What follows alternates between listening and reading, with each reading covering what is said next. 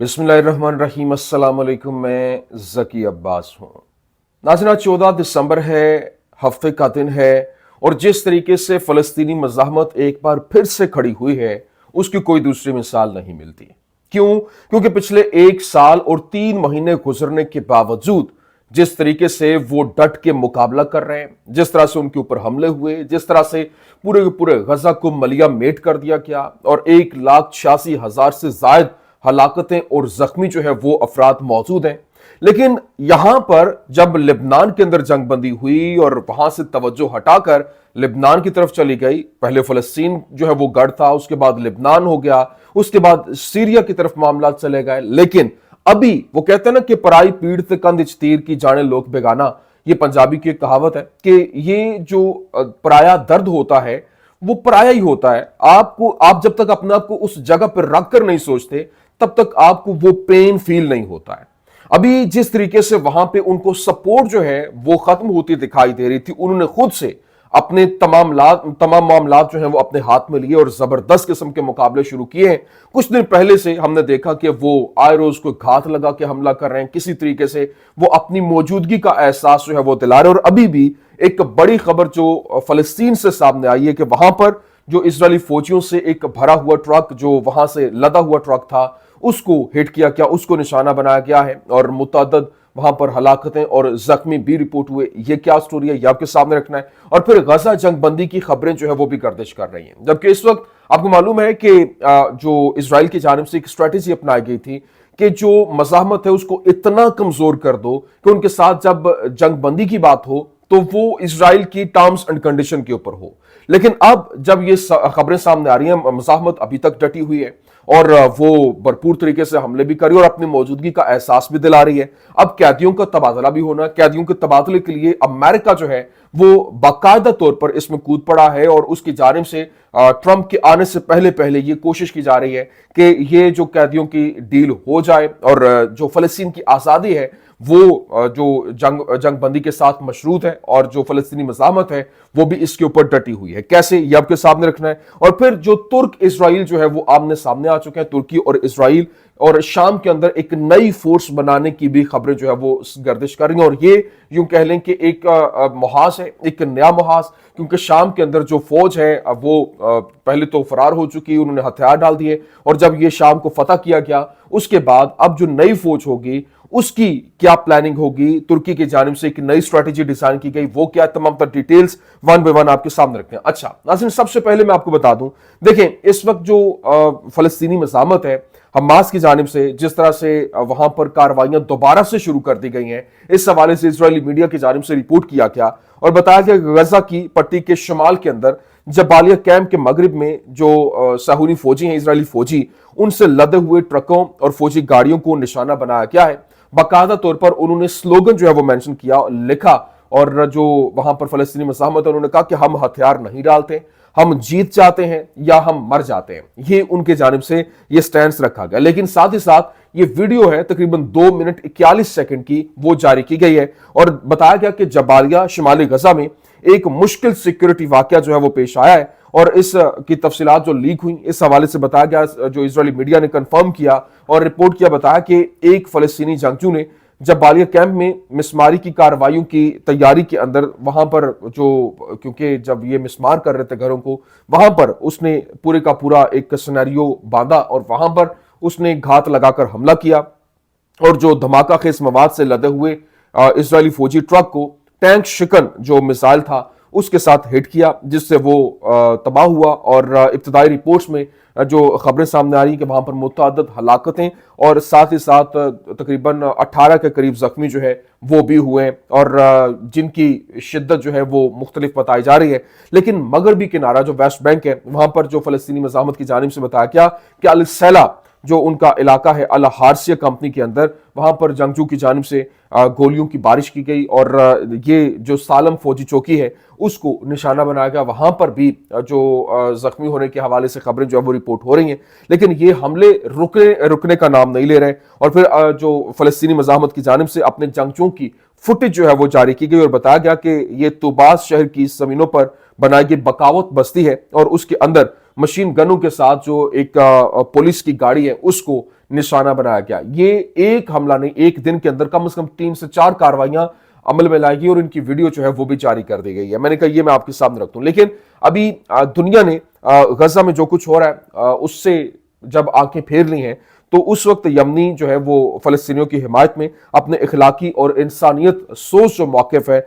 उस पर साबित कदम जो है वो दिखाई दे रहे हैं। और इसराइल की तरफ से बच्चों, औरतों और बड़ों बुजुर्गों के खिलाफ, लोगों के खिलाफ जो अमरीकी और मगरबी हिमायत के साथ जो वहां पर जुराइम हुए हैं उनको वो मुस्तरद करते हुए दिखाई दे रहे हैं। लेकिन बाकी उम्मत मुसलमा सत्तू पी के सोई हुई है और वो खामोश तमाशाई बने हुए हैं। लेकिन यहां जो अभी चैनल 13 है इसराइल का, उसकी जानिब से रिपोर्ट किया गया जंग बंदी के हवाले से एक खुशखबरी है। अल्लाह करे ये ऐसा हो और फलस्तीनी जो है वो भी सुख का सांस ले सकें। और अभी जो चैनल 13 का नुमाइंदा है मिया इडन, उसकी जानिब से बताया गया कि नवंबर 2023 के बाद पहली बार जो कैदियों के तबादले के मुआहदे तक पहुंचने का एक हकीकी मौका जो है वो आया है, जिसमें ओरोन शॉल और हादर गोल्डन की रिहाई समेत पूरी जो डील है उसके ऊपर अमल दरामद का इम्कान भी है। और इस वक्त जो यरगमालियों ने कहा है कि अगर ये मुआहदा काबीना की मेज पर पहुंच जाता है तो इसे अक्सरियत से मंजूर कर लिया जाएगा। और इन्हें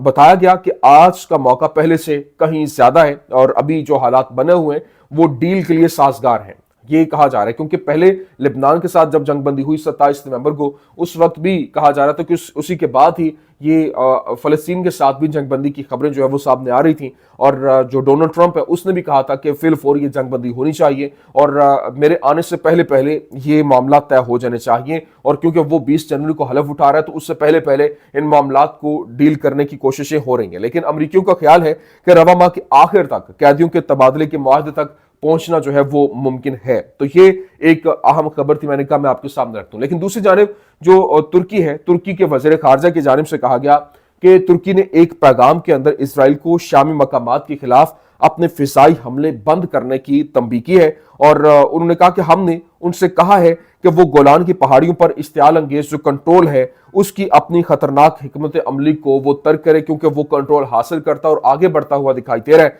लेकिन अभी जो इसराइल की शामी फौज है उसकी तबाही को रोकने के लिए कोई कुछ नहीं कर सकता था। लेकिन असल चैलेंज ये होगा कि आया इसराइल अब से शाम को हकीकी फौज बनाने की इजाजत देगा या नहीं, क्योंकि इस वक्त तुर्की का चैलेंज शामी फौज बनाना है और शाम को लिबनान जैसी गैर मुसल्लह फौज वाली रियासत बनने से रोकना है। अब जब आप इसराइल की सरहद के ऊपर हों तो फिर फौज बनाने के लिए सिर्फ 3 तरीके जो है वो मौजूद हैं। नंबर 1, इसमें जो सेंटकॉम है, जो इनकी सेंट्रल कमांड है अमेरिका की, उसकी निगरानी और फिर इजरायली आशीर्वाद के तहत आप एक ऐसी फौज बना सकते हैं जो खुद मुख्तार ना हो और शाम को इलाकाई मुसावात से निकालकर इसराइल जैसे सरहद के ऊपर मिस्र और फिर उर्दन से लड़ने के लिए कभी वो इस्तेमाल नहीं होगी। या फिर सेंटकॉम की निगरानी से बाहर, लेकिन इसके लिए आपको एक इलाकाई अहाता जो है वो दरकार होगा, इलाकाई ताकत का अहाता दरकार होगा जो इसराइल को रोकेगा। तो क्या तुर्की जो है वो ताकत होगा? क्या तुर्की ऐसी शामी फौज बनाएगा जो इसराइल की रेड लकीर, जो रेड लाइन है, उसकी पाबंद ना हो? और अब जनाब वाला यकीनन एक खुद मुख्तार फौज की तामीर की ख्वाहिश इस बुनियाद से पैदा होती है कि आप इसराइल को एक अपना दुश्मन समझते हैं, लेकिन बसूरत दीगर अगर वो मुसलमान एक इसराइली ढकी हुई फौज चाहते हैं तो वो फलस्तीन के बारे में बात करना छोड़ दें। और तीसरा रास्ता जो है वो एक और बड़ा इंपॉर्टेंट और बड़ा ताकतवर रास्ता है, और जो कि लिबनानी तरीका है। और इस तरह इस इजरायली फौज की तामीर करना भी है मरकजी हुकूमत पर दबाव डालने के लिए, लेकिन उसके मतवाजी तौर पर ऐसे मज़ाहमती ग्रुप होंगे जो जमीन के अंदर मज़ाहमती इंफ्रास्ट्रक्चर और गैर मुतनासब जो जंगी सलाहियतें हैं वो बनाएंगे, खास तौर पर जमीन के अंदर। और सरहदें एक ऐसी कुव्वत कायम करना जो है वो शुरू करेंगी जो इजरायली रेड लाइन्स की पाबंद नहीं होगी। और अमरीकियों की तरफ से ये यूं कह रहे हैं कि पूरी की पूरी प्लानिंग जिस तरह से तरतीब देते हुए इनको कंट्रोल करना था, लेकिन वो कंट्रोल नहीं रहेंगे। और फिर तुर्की इस बुनियादी ढांचे को तरतीब देने में मदद भी कर सकता है। और अगर यकीनन तुर्की ये समझता है कि इसराइल पर काबू पाने की जरूरत है और शाम की सरजमीन को आजाद कराने की जरूरत है और फलस्तीनियों को किसी वक्त आजाद करने की जरूरत है, तो इसके लिए यही एक फार्मूला है जिसको अप्लाई किया जा सकता है। लेकिन वैसे इसराइल शाम में जो कुछ कर रहा है इससे ये कोई बहुत अनहोनी नहीं है, वो कोई अचंभे की बात नहीं। पहले भी ऐसा होता रहा है और हमले वो करते रहे हैं। जिस तरह से आपने दमिश्क में देखा कि जो ईरानी جو ہائی کمانڈ کے لوگ ہیں وہ بھی وہاں پر شہید کر دیے گئے، وہاں پر حملے گھس کے کیے گئے.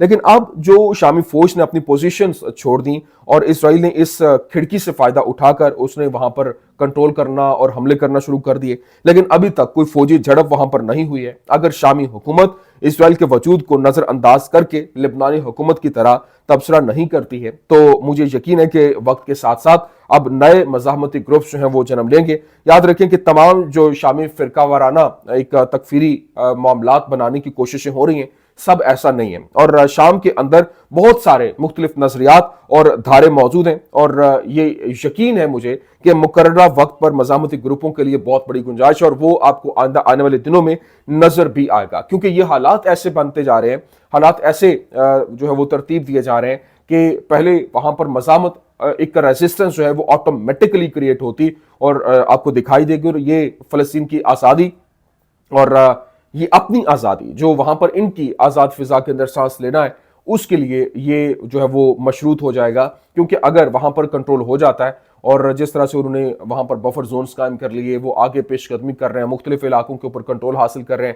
اور ابھی جس طرح سے پچھلے ولاگ میں نے آپ کو بتایا کہ دروز کمیونٹی کی جانب سے کہا گیا تھا کہ جو وہ اسرائیل کے ساتھ الحاق کرنا چاہتے ہیں، وہ اس کے ساتھ رہنا چاہتے ہیں، تو یہ آنے والے دنوں میں مزید کشیدگی پیدا کرے گا اور حالات مزید بگڑ سکتے ہیں، جس کے اندر آپ کو دیکھیں گے کہ اندر ہی اندر ریزسٹنس فورسز جو ہے وہ مزید بننا جو ہے وہ شروع ہو جائیں گی. تو یہ حالات کنٹرول کرنا مشکل ہو جائیں گے. اس وجہ سے جو یہ اس وقت حالات ہیں، ان کی نزاکت کو دیکھتے ہوئے ایسا ایک اسٹرکچر بنانا ضروری ہے جو کہ وہاں پر ریزسٹنس کا کام کرے، اور جو شام کی خود مختاری ہے اس کو چیلنج نہ کیا جائے. اور وہ ایک جو برج بنا ہوا تھا جو ایک فلسطین کے لیے ان کو ایک سپورٹ مہیا کرنے کا، وہ بھی نہیں رکنا چاہیے. اگر وہ رک جاتا ہے تو ظاہری سی بات ہے یہ جو کاز ہے وہ مکمل طور پر ختم ہو جائے گی، اور یہ بہت بڑا ڈیمیج ہوگا. بائیلیٹرل ڈیمیج کہہ لیں، کولیٹرل ڈیمیج کہہ لیں، جس طرح سے بھی کہیں، یہ ایسا زبردست قسم کا ہوگا جس کی بھرپائی مشکل ہو جائے گی. یہ کچھ آمدنی اپڈیٹس تھیں، میں نے کہا آپ کے سامنے رکھتے ہیں. امید کرتے ہیں ویڈیو آپ کو پسند آئی ہوگی. پسند آنے کی صورت میں لائک کیجیے،